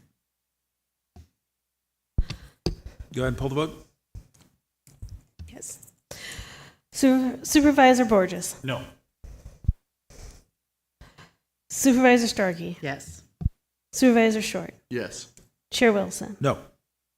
So that'll lock it up. Move on. Dan. Hello. I'm the Director of Information Technology. I got a couple questions, I think, from Darren, but just a brief overview. We have a staff of, when we're fully staffed, we're allocated for 10 positions, including myself. We provide IT support across the county. Under IT support, we've received 2,900 tickets last fiscal year. It's up about 200 from the previous couple fiscal years. We stay pretty steady. There's about 650 devices, computers, laptops, things that connect into our network. About 250 wireless devices, which are cell phones or sheriff vehicles or something that are connected to the wireless networks. 71 servers, 175 security cameras. We have a cybersecurity program, a printing service, a courier service for the county that's been going on for years. Used to be an administration function. It was moved to IT many years ago. Broadcast media events like this. I think there's 10 regular meetings we do, and then there's 4 other meetings we do as they need our services. And we'll also do some drone work and various IT projects. We have a big call center we do on election day that I like to bring up. It's only one day during elections, but it does take all our staff. We answer about 500 calls for the elections office for all their polling locations. I know you had talks with her about the different polling spots, but we work with those polling locations to make sure information gets out to them. We have projects that you've talked about in many of your other meetings. The ERP is obviously a big one you've talked.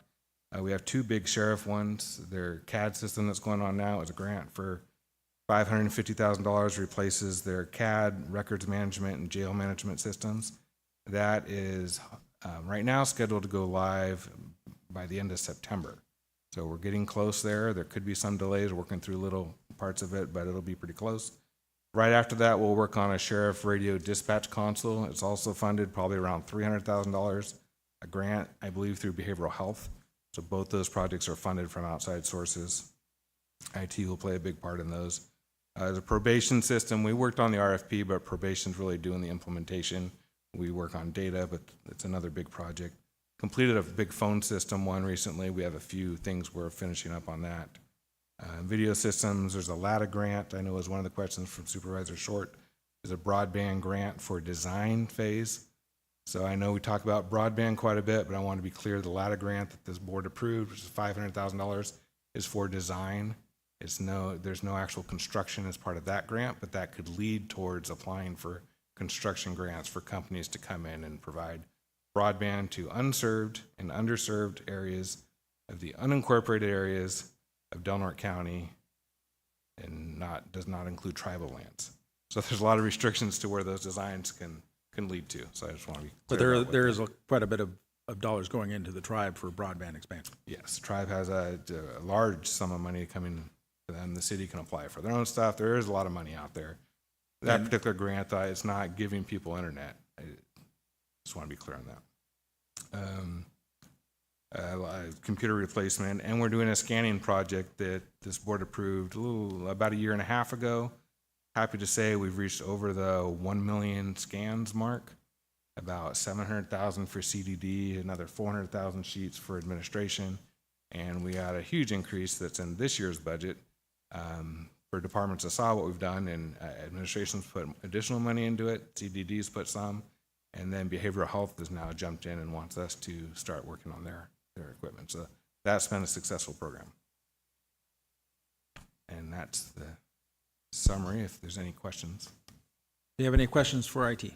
I just had a little fun fact about the scanning project. I've got a friend that's a temporary hire for that project, and she said that she has a superpower. And her superpower is being able to read cursive writing and figure out what is scanned, what needs to be scanned, where, when. So I just Yeah, thought especially that was- old school that was cursive fun. writing. Yep.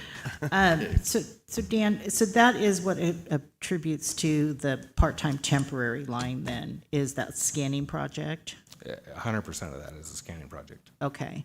And then the ERP stipends that we recently approved, does that just fall right into your regular payroll, or is that part of the ERP budget that we have in another area? That would fall within any, it's not in this current budget. It would fall within any department that ends up issuing it. There's none issued in my department currently, but a department would have to compensate for that or figure out how to fund that Okay. within their budget. But there's nothing in this current budget that would account for that. And you have your staff, you said 10, including yourself? There's 10 positions where we have 9 that are filled. And they're filled, and you don't have staffing issues for the most part? I haven't Knock on had wood. vacancies. There's been times we've been low on staff or medical or whatever kind of leave, but we've been pretty, I don't want to jinx it here. We've been pretty blessed with And keeping do you a full attribute that staff. to the great leadership that happens within the IT department, or? I appreciate that. It's a fun office. I have a great staff. They like the work, and the sheriff talked about hiring local, and he has some challenges with that, but that's a theory he wants to go.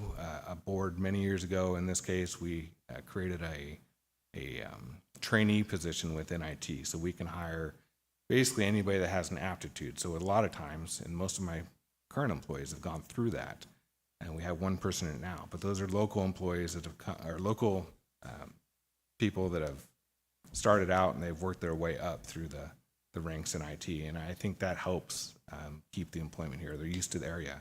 That's a really good point, is that there's this ladder that they can climb up, right? Yes. Is that what you're saying? So Yes. there's an entry-level position that gets them motivated or interested in the job.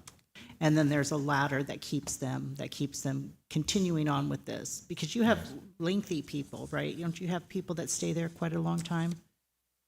Yes, I think most have been there. I'm not going to quiz me on how many years, but they've been there for quite a few years, and I would say out of the 9 that are there now, I would think 6 have been the trainee position, I think. Maybe somewhere in there. And didn't we recently celebrate your 30-year anniversary? Is it 30 or 40? No, I think it was 30, but unfortunately, I think it was probably a couple years ago. I'm not sure. Yeah. Well, we do appreciate the longevity that you've given this county. It's clear you are a boss that cares about your employees, just given, like you said, the employees that stick around. And you do seem to have like this fun environment. I'm not saying that you don't work, but you seem to have a lot of people in there that enjoy the work, which is so telling of a boss. I got kind of criticized for this online, but I do want to talk a little bit about postage. How does that postage system work? Because, some people said they don't care about postage, but what I want to know is, how are we saving money through a system that we have internally here? And does it go through your office? Like when ballots have to get mailed out? Does that just go directly from your office, or how is that kind of working? Because it's a little cost saving in a lot of ways, correct? So there's lots of ways that. How does it get to our office? We have a courier service that goes around to every department every day, and if they have mail needs to go out, we pick that up, and it's stamped for them. We bring it back to a Pitney Bowes mail machine that we have, and we run it through. We get a discount off postage. We don't pay the full rate for postage. I think it's about a 5-cent discount. And we mail that out. Now, some departments, like the tax collector's office, when they do a tax billing, which is huge, elections, a lot of their stuff is mailed. The main ballots are mailed from somewhere else, but then they have other ones that they bring over, which are quite a few. They bring that stuff over. So larger mailings, assessor's office does it as well. They bring that to us. We run it through our machine. We take it to the post office daily and run that. Is it cheaper? We have to evaluate it. There used to be a lot more mail now. There's not much as years have gone on. We pay probably, I think, $800 or so a month for the postage machine. Right. So the lease on that machine gets charged to the departments based on how much mail they bring us. So the 5 cents they're saving, they're probably adding that plus a little bit to each piece of mail to do that. We do certified mail and some other packages as well for them. Yeah, no, I mean, just from somebody that ran an election recently, mailing is the most expensive part. It just seems crazy. I can remember back, when a stamp was 15 cents, and that's not within the last 30 years, or within the last 30 years. That is all the questions I have. I do want to just reiterate once again that I do appreciate the work that you do, and you always are very responsive to any needs that we have. I appreciate you. Thank you. Any public comment?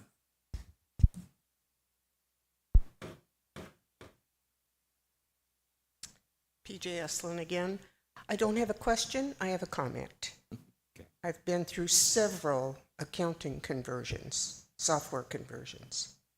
Just don't forget to stay in the weeds, because it only takes one bad weed to destroy the whole process.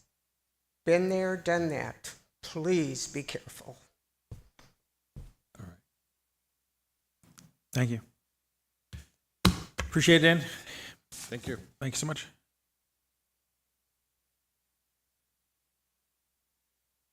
Yeah.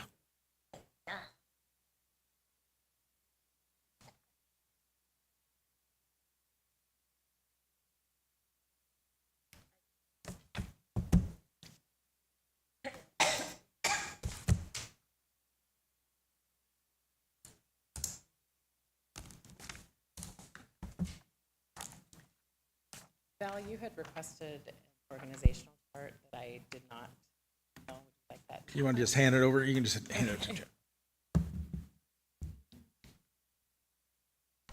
Thank you, Katie. I think it's important for us to see.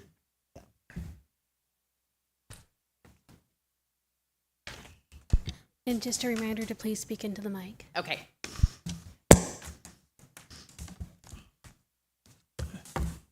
So we have District Attorney Catherine Mix. We've been going over your budget, department number, budget number 212. Please, if you could, just kind of give an overview of the District Attorney's Office, your duties and responsibilities, as well as your personnel. Thank you. Okay, thank you. Good afternoon. I'm Catherine Mix. I'm the elected district attorney.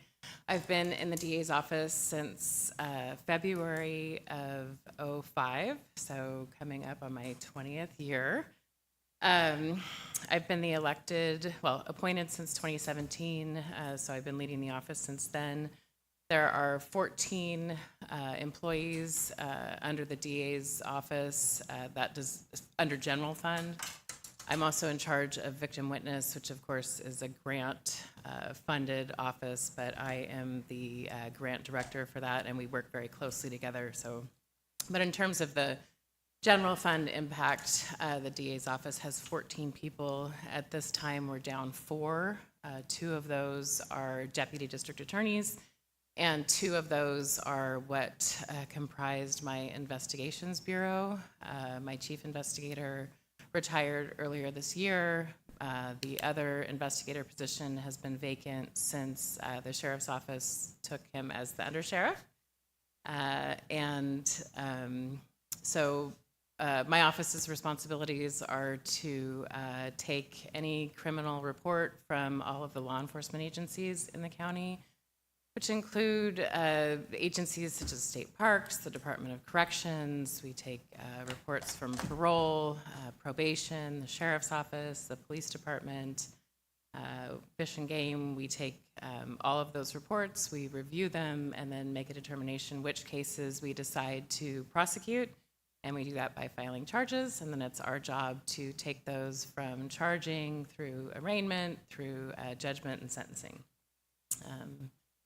I did not receive any questions in advance. I was waiting with bated breath, but I'm hopeful that I can answer any questions that you might have this afternoon. Any questions? I figured you could think on your feet. You're kind of a district attorney. I can try. Actually, nothing is too complicated. I really want to talk more about with you just this staffing, and I know we can't really fix that, but what I want to know is what can the board do to assist you in getting the staffing? I understand with AC when he retired, right? That left a huge hole that is going to take a while to fill. And then, of course, the sheriff did still Devon. And we're just going to call it like we see it, right? Right. But the deputy district attorneys and the 2 vacancies there, that has to have a pretty big impact when you only have 5 attorneys. And I'm sure you and Todd are having to fill in quite a bit for that too. So what kind of things are happening, and how within your budget, what can happen in order to get those vacancies up? So I hope that Dan didn't jinx himself by saying that he hasn't had the staffing problems, because I think I sat here in 2022 and told the board at a workshop that I didn't have those problems that other departments do. And lo and behold, after that, I lost 3 attorneys. And we have not recovered since the end of 2022. We've hired a few here and there. They've not stayed or haven't worked out for one reason or another. Until now, I have been able to keep the basic structure of the office, which is I have one prosecutor who is dedicated to mainly Pelican Bay prison cases. She also does the juvenile matters. She's been doing them for a very long time, and so I keep her in that dedicated position and don't really pull her to do the general felonies, misdemeanors, caseload, things like that. So I've been able to keep her there, and then I was able to secure a grant to increase our deputies' positions by one. This was a few years ago. I got a domestic violence vertical prosecution grant. So that grant, I've been able to keep Ms. Ingram, who's on the organizational chart, been able to keep her as the designated domestic violence prosecutor. We have a dedicated advocate from victim witness. We have an investigative assistant that works closely on those cases. So like when they come in, she's immediately listening to jail calls, staying on those. And then of course, stats are required for all of those grants. And so she does those. So I've been able to keep this vertical prosecution unit for domestic violence cases up until now. So just over the last 6 months, we did hire one deputy who didn't end up working out. And so now we're back to, it's basically Todd, myself, and Mr. Bryant covering everything. I'm in court every day. I'm, not as capable of managing the office on a broader scale because I'm in case mode all the time, and which is fine. But I'm starting to think that we may need to not take the grant anymore because that requires Ms. Ingram to only focus on those cases. And just if I don't have an extra body to put in a department, like I had a judge have to wait for me yesterday so I could come and do a preliminary hearing because I had been in front of another judge and I didn't have somebody to back me up. So the office is starting to feel it. We have adjusted our charging a little bit. More lower level misdemeanors we're taking a harder look at. So I'm considering doing some restructuring. I would really hate to see that grant go by the wayside. We worked really hard to get it. We've worked hard to keep it. Initially, it was not competitive. After the first couple of years, it became competitive, and we got it. And so I would hate to walk away from that. I've had 0 applicants for a prosecutor position since really early this year. 0. The last round, I had a few. One man said that he really wanted to come here. His family was familiar with the area. They fished here.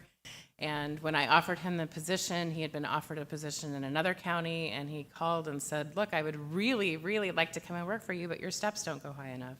I don't have enough opportunity for promotion and growth. And that was another reason why one of the people in 2022 left, is that she basically had stepped out. And when we're talking about attorneys, we're talking about people who often have significant student loans.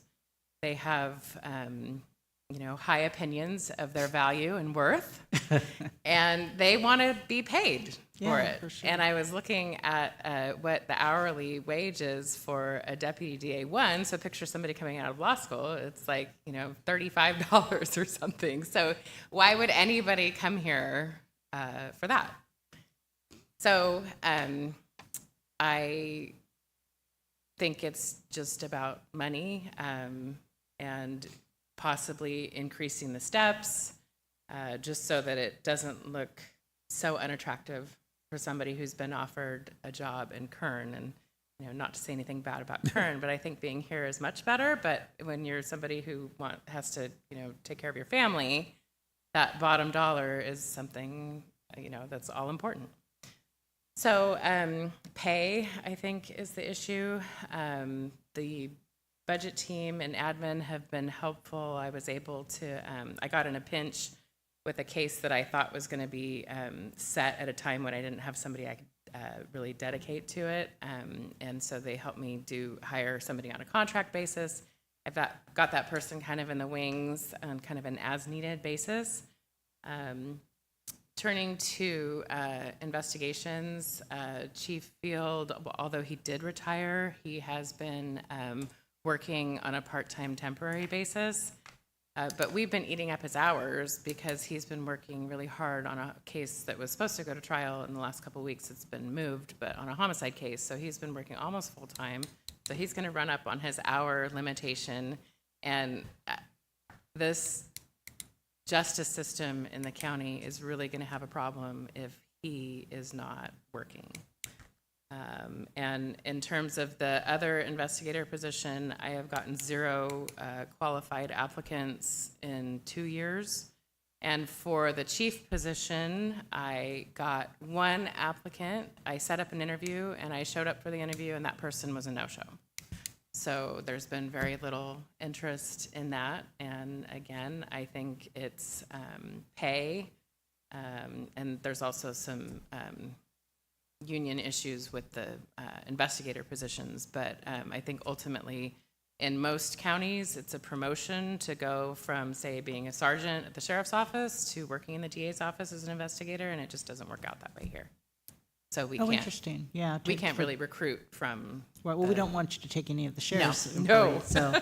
Clearly. But it would be interesting to find out if there was any ways in which we could help make that an attractive lateral from other counties or something. So I do want to just touch upon that vertical prosecution. I do hope that you are able to keep it, especially with crimes like domestic violence. To have a vertical prosecutor, that is so important to have them enter into the system and to exit out to the system with that same prosecutor. That's good for the victims. It's good for the consistency of the justice system as it is.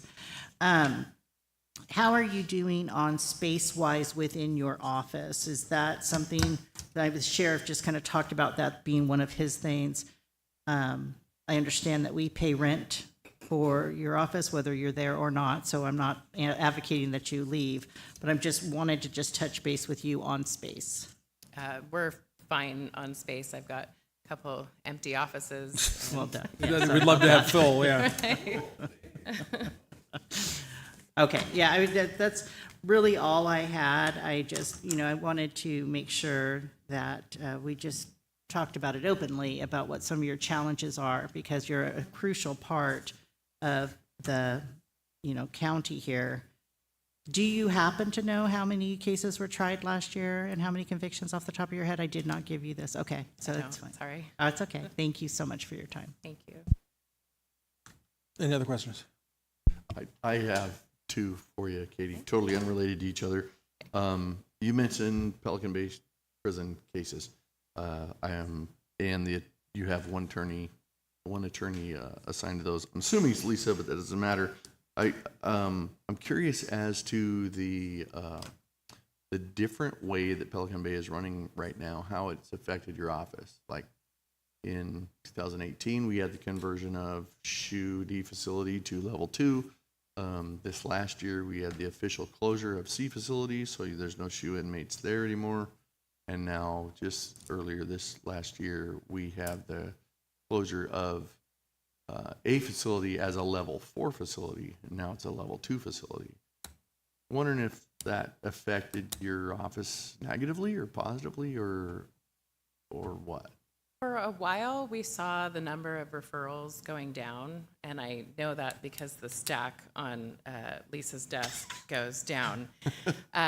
But I don't see that now. We're getting a lot of referrals for drugs, a lot of Suboxone referrals. I think for a while there were fewer assaults, fewer staff assaults, but now we're getting quite a few. There are fewer 314 referrals for some reason, but we really get enough referrals from Pelican Bay that I could have 2 people working full-time on Pelican Bay cases. It's really as much work as she feels like she can do. There's the cases to file.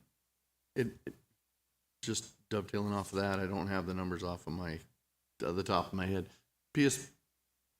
Pelican Bay reimburses you to a certain amount for attorneys. Does that cover one? Does that cover two? Yes, Does so that cover- it's, we bill by the hour, and so in our revenues, that the 4570 is okay. majority attorney time, but it's also staff time to like process paperwork and, Okay, so it is hour for hour then? right. Okay. My other question, you made a comment about AC working for you after his retirement, and you said that the criminal justice system in Delaware County will be in trouble if he's not working. He's not going to be working the last half of this year. I know you put it kind of gently, but would you care to expand on that? What's your investigative ability going to be when he's out of hours? So AC isn't just a resource for me. He is the resource for every law enforcement agency in the county. I talked to him today because he had a question from the feds on a case involving parks. He's called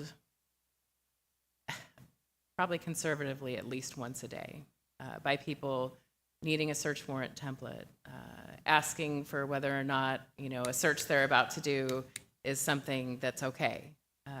He is just such an incredible resource for the community in law enforcement.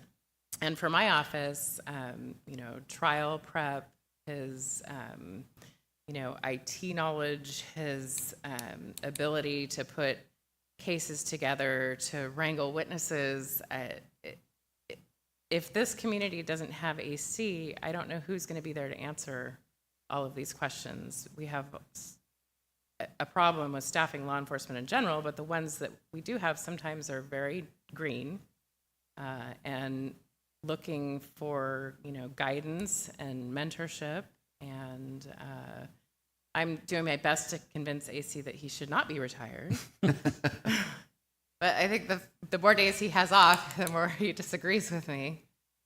So I just can't overstate the importance that one resource is for the law enforcement community here. So would you say that without him in the seat, then we won't see the prosecutions that we need to see?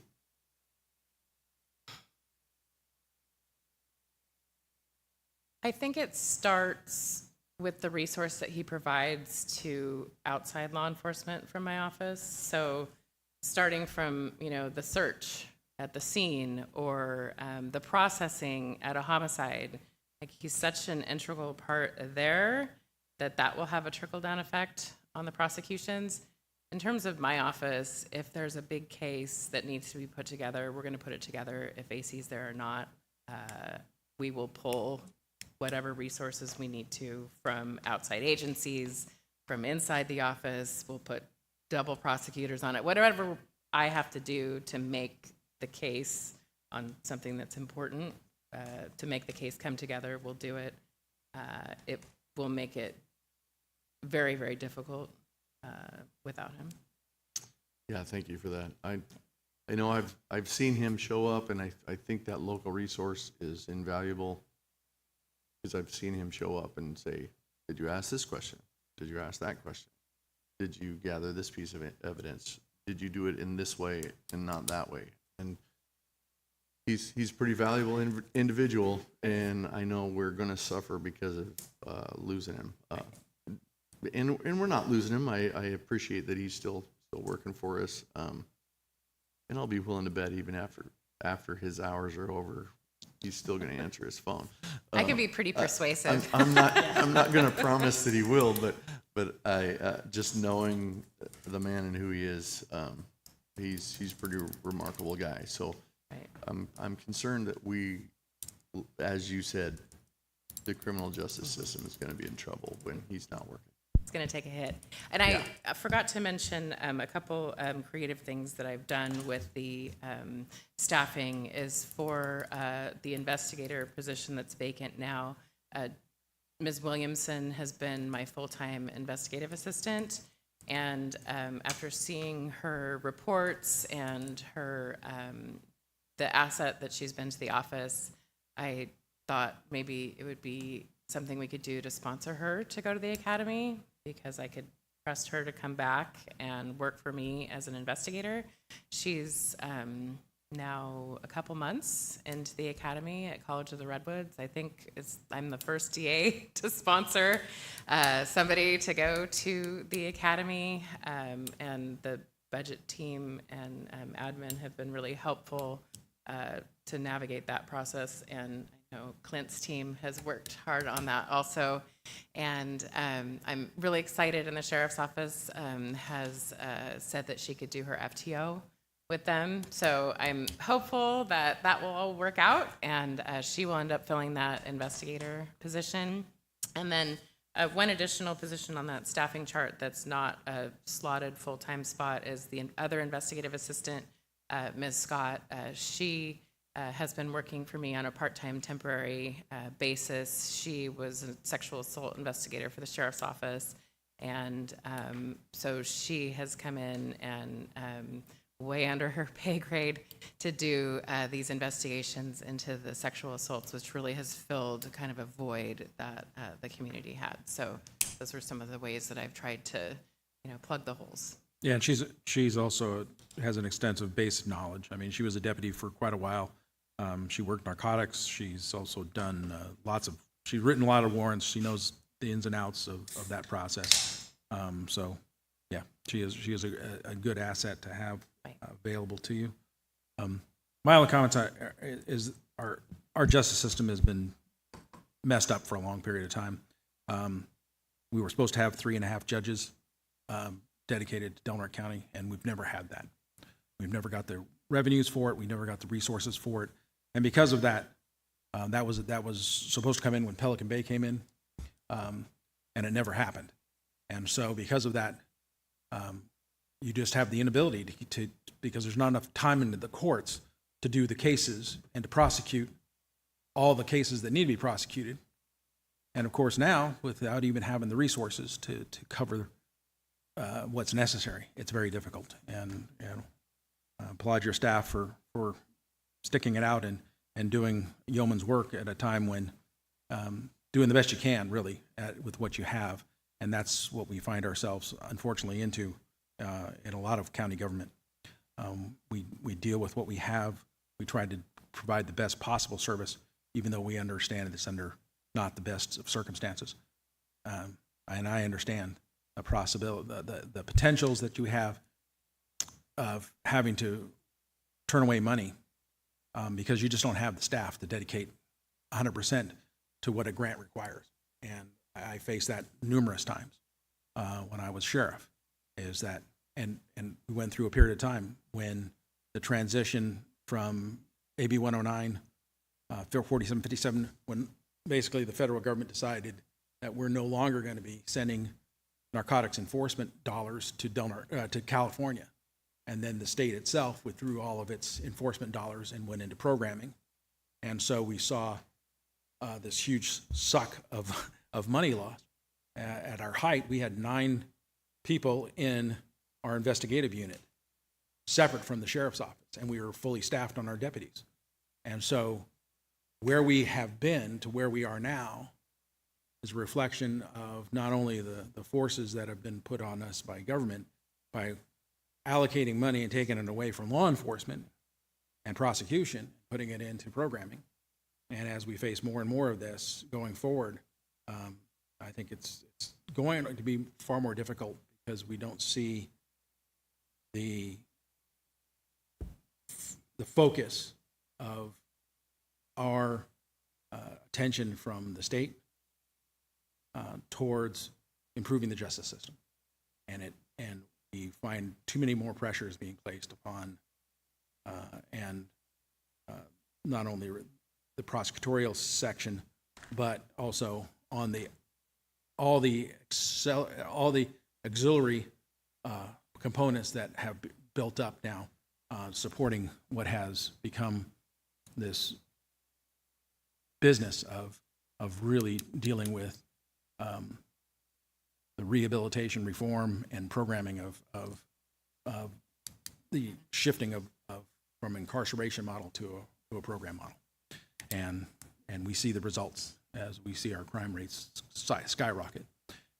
Just looking, we looked at our violent crime rates are above the state average. Our theft rates here in Delaware County are above the state average by a sizable percentage. And so, we see the effects when we can't get those that even need to be prosecuted up for in a timely fashion in front of the court. And I appreciate your time and I appreciate your effort. Is there any public comment? So, again, when I look at what was given as a packet online, I noticed that under 20232, professional services for PBSP, and 20233 and 20234, there was $0 for a budget. So I don't get that. That doesn't explain anything to the public. And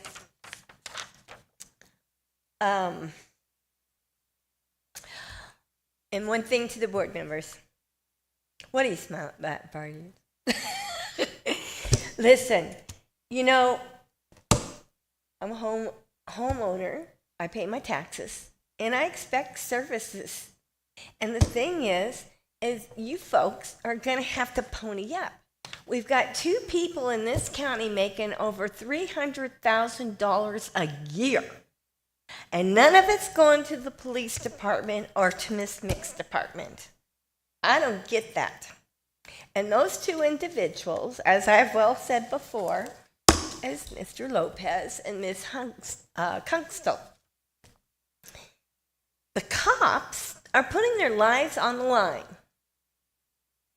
We pay for a service and we're not getting it. You can't keep drying out the prosecution. If she can't hire people because there's no money, you better find the money. I'm sick of it. It's ugly. It's absolutely disgusting. What's going to end up happening here is that she's not going to be able to prosecute murders, just like that Easter murder. And I don't know why that is, but there it is. People are going to start taking the law in their own hands, then they're going to be in trouble. And it's just a shit show in our county. And it's because you board members don't get on after him, and he doesn't have anything to do with it. You got